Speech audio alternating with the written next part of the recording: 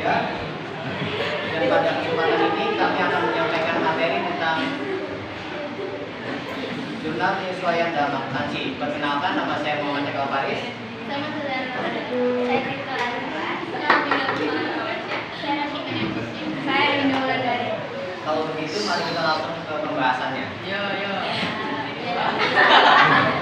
Pengertian jurnal penyesuaian. Jurnal penyesuaian adalah catatan akuntansi yang dicatat yang perjalanan akuntansi yang dibuat pada akhir periode akuntansi untuk menyesuaikan saldo agar sesuai dengan keadaan yang selalu berlaku. Nah, fungsi dari jurnal penyesuaian itu memastikan bahwa pendapatan dan beban dicatat pada periode yang tepat sesuai basic akuntansi aktual sehingga menghasilkan keuangan perusahaan yang lebih akurat.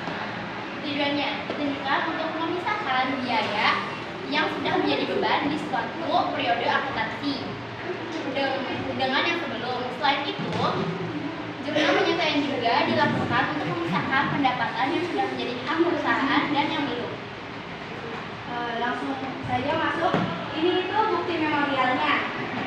1. Penyusutan aktiva tetap, building, equipment sesuai dengan kebijakan perusahaan. Jadi pertama-tama kita buka dulu kebijakan perusahaannya. Nah, buildings, Jalan Braga No. 321 Jakarta. Acquisition date-nya itu 2020 dan sebesar 780 juta dan depreciation rate per tahunnya itu 5%. Jadi kita hitung dulu nih. Buildings itu 780 juta dikali 5% dengan hasil 39 juta. Dan per tahun itu, per tahun kan ada 12 bulan. Jadi kita 39 juta dibagi 12 sama dengan 320.000 rupiah. Dan kita masukkan ke jurnal penyesuaiannya.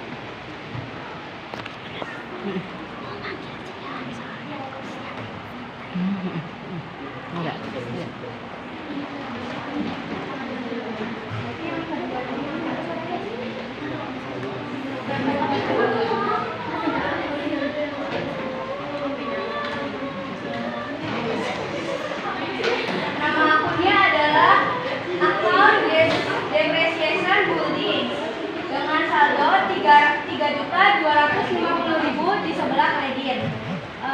Tadi kebijakan tadi. Yang kedua itu kan ada equipment sebesar 285 juta dengan 12,50% per tahunnya. Jadi 285 juta dikali 12,50% dengan hasil 35 juta rupiah. Dan karena per tahun itu ada 12 bulan, jadi 35 juta dibagi 12 sama dengan 2.968.000 di sebelah kredit dengan nama akun ACC Depreciation Equipment. Dan ini kan beban penyusutan. Jadi kita hasilkan saldo yang ada di depreciation buildings dan equipment dengan akun depreciation expense sebesar 6.218.000 rupiah di sebelah debit.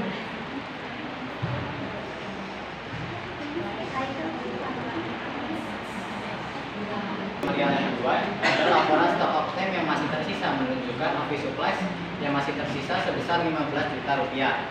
Nilai persediaan yang telah digunakan harus diakui sebagai beban karena sebelumnya tercatat sebagai aset atau supplies sebesar 18.300.000 rupiah, maka dikurangi dengan nilai persediaan yang tersisa yaitu 15 juta rupiah. 18.300.000 rupiah dikurangi dengan 15 juta rupiah yaitu sebesar 3.300.000 rupiah.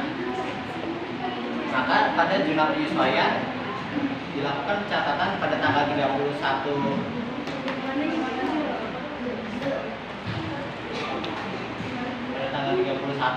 dengan akun di sebelah debitnya itu office supplies expense sebesar 3.300.000 rupiah dan di sebelah kredit ada akun office supplies sebesar 3.300.000 rupiah.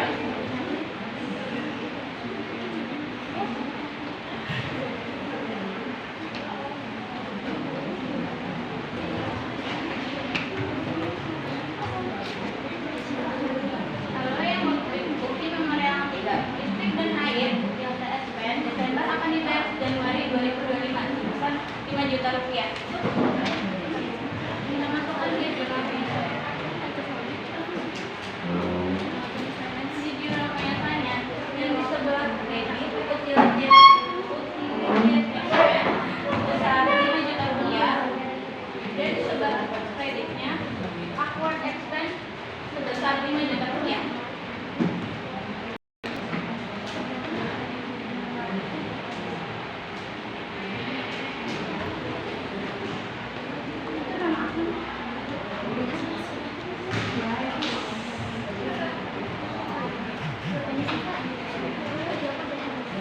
Tanggal yang sama ya.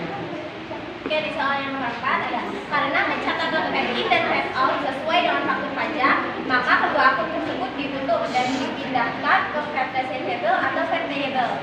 Nah, jadi akun ini sebelum disesuaikan itu ada di trial balance, yaitu fade in di sebelah debit sebesar 11.262.000 rupiah dan fade out di sebelah kredit sebesar 43.608.000 rupiah. Nah, karena ini penyesuaian, maka kita yang dari debit dipindah ke kredit, begitupun yang dari kredit dipindah juga ke debit. Jadi fade out di sebelah debit sebesar 43.608.000 rupiah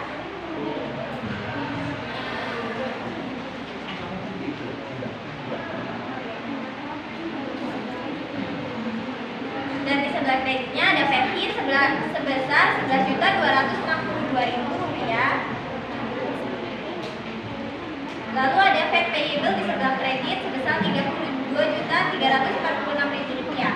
Nah, hasil 43.608.000 rupiah ini hasil dari 11.262.000 rupiah ditambah dengan 32.346.000 rupiah. Fade out dikurang jadi Payable, iya.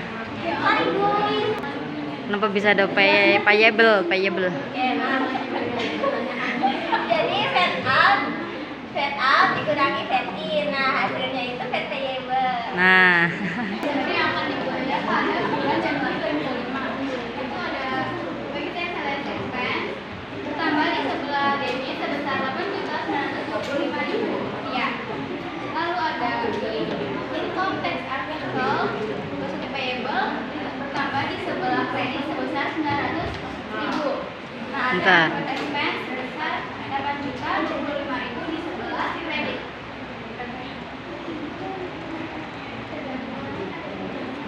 iya langsung. Tinggal satu-satu aja kayak tadi. Semua saldonya sama aja pada yang Tinggal kopas ya tadi itu.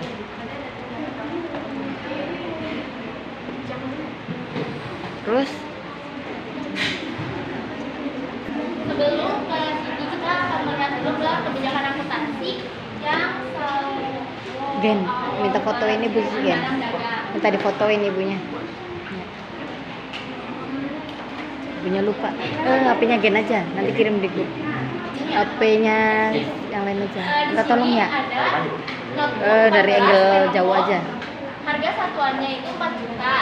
Nah, itu dikali dengan jumlah yang mau kita beli. Berarti 6 juta. 60. Dan barang-barangnya 60 terus kita kali menjadi 240 juta rupiah. Terus yang kedua itu ada Lenovo 12 inch dengan harga satuan 15 inch dengan harga satuan 4.800.000 sebanyak 45. Nah, itu kita kali juga menjadi 2.200.000 rupiah. Dan kita totalkan Ya. ditotalkan menjadi 456 juta rupiah. Akunnya yang pertama ada income summary sebesar 46 juta di sebelah debit dan ada merchandise inventory di sebelah kredit sebesar 456 juta rupiah dan ada merchandise inventory lagi di oh ya, sebelum di sini 14.400.000 rupiah. Nah, itu kita masukkan ke jumlah penyelesaian merchandise inventory di sebelah debit sebesar 214.400.000 rupiah dan income summary di sebelah rupiah dan ditotalkan menjadi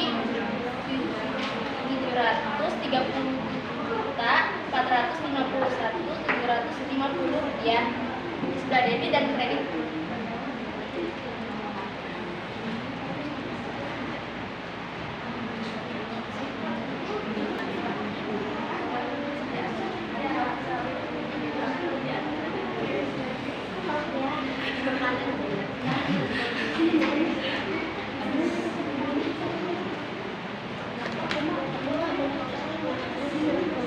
Sekian presentasi dari kami. Apakah ada yang ditanyakan?